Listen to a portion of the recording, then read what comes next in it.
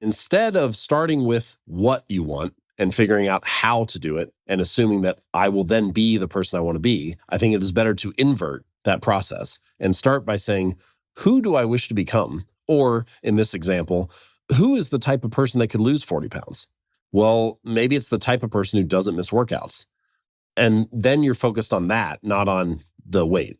And so what it does is by focusing on the identity, it kind of inverts how you think about the habit. Yeah. Rather than it being about hitting a certain number on the scale, it becomes about becoming a certain type of person, being the type of person who doesn't miss workouts in this example. Your habits are how you embody a particular identity.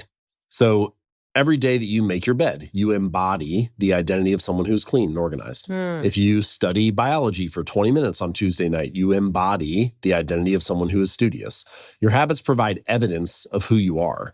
This is the real reason, the deeper reason that habits matter. We often talk about habits as mattering because of the external results that they get you. Hey, habits will help you be more productive or make more money or reduce stress. And look, habits can do all that stuff, and that's great. But the real reason, the true reason that habits matter is that every action you take is like a vote for the type of person you wish to become. So no, doing one push-up does not transform your body, but it does cast a vote for, I'm the type of person that doesn't miss workouts. And no, giving one bit of positive feedback to somebody on your team does not make you the world's best leader, but it does cast a vote for, I'm the type of team member who cares about the people around them. And so my encouragement is to let the behavior lead the way, to let sending one email or writing one sentence or meditating for 5 minutes, to let that small action be evidence that in that moment you were that kind of person. And then as you start to cast votes for that identity, you have every reason in the world to believe it. And so I think this is what really gets habits to stick. It is the reinforcement of your story. It's the reinforcement of how you see yourself and the identity that you're trying to build. And that's why I say, I think we should often start by asking not what do I wish to achieve, but who do I wish to become? And how are my actions reinforcing that?